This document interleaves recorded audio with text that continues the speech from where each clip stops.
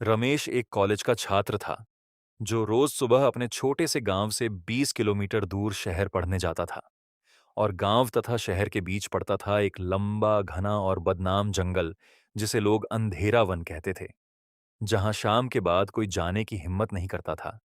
लेकिन रमेश इन बातों को अंधविश्वास समझकर हंस देता और कहता, ये सब लोगों की बनाई कहानियां हैं। पर उस दिन किस्मत को कुछ और ही मंजूर था। शाम ढल चुकी थी, आकाश में काले बादल छाए थे, बिजली चमक रही थी, और तभी बस का टायर जोरदार आवाज के साथ फट गया।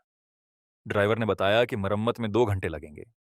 जंगल के बीच फंसी बस और बढ़ते अंधेरे को देखकर सभी यात्री घबरा गए।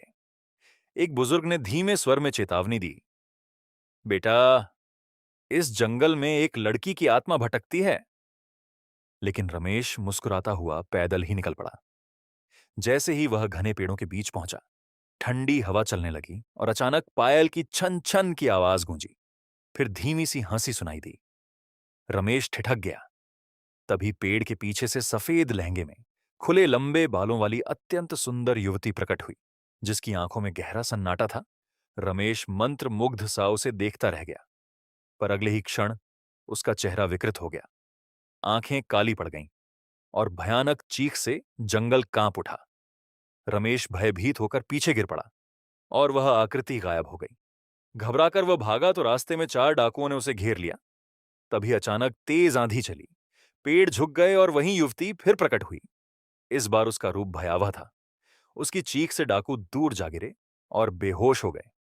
फिर वह शांत होकर बोली, मैं तुम्हें नुकसान नहीं पहुंचाना चाहती। रमेश ने साहस करके पूछा, तुम कौन हो? उसकी आंखों से आंसू बह निकले। मेरा नाम मीरा है। और उसने बताया कि 18 वर्ष पहले गांव के जमींदार के बेटे ने उससे जबरदस्ती विवाह करना चाहा, पर वह किसी और से प्रेम करती थी। इनकार करने पर उसे एक रात इसी जंगल में छोड़ दिया गया, जहां उसकी मृत्यु हो गई। न उसे न्याय मिला, न अंतिम संस्कार। तब से उसकी आत्मा भटक रही थी। मैं बुरी नहीं हूं, बस अकेली हूं। उसके दर्द ने रमेश के हृदय को छू लिया और भय की जगह सहानुभूति ने ले ली। धीरे धीरे रमेश रोज उससे मिलने आने लगा। दोनों बातें करते, अपने सपने साझा करते, और अनजाने में उनका रिश्ता गहरा होता गया। रमेश को महसूस हुआ कि वह एक आत्मा नहीं, बल्कि एक सच्चे दिल से प्रेम करने लगा है। एक रात चांदनी में रमेश ने कहा, काश तुम इंसान होती। मीरा ने बताया कि यदि कोई उसे निस्वार्थ सच्चे प्रेम से अपनाए तो उसका श्राप टूट सकता है। रमेश ने बिना डर उसके हाथ थामे और प्रेम से उसे चूम लिया।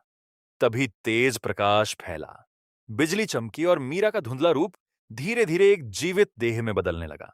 उसकी सांसें चलने लगीं, हृदय धड़क उठा, और जब उसने आंखें खोलीं तो वह एक साधारण इंसान थी।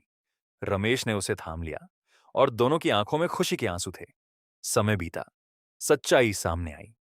लोगों को अपने अपराध का एहसास हुआ। रमेश ने पढ़ाई पूरी की और मीरा के साथ विवाह कर लिया। उन्होंने उसी जंगल के पास नया जीवन शुरू किया। जहां कभी भय था, वहां प्रेम की रोशनी थी। और लोग कहते हैं कि अंधेरा वन आज भी है, पर अब वहां कोई चुड़ैल नहीं भटकती, क्योंकि सच्चे प्रेम ने उस जंगल को हमेशा के लिए मुक्त कर दिया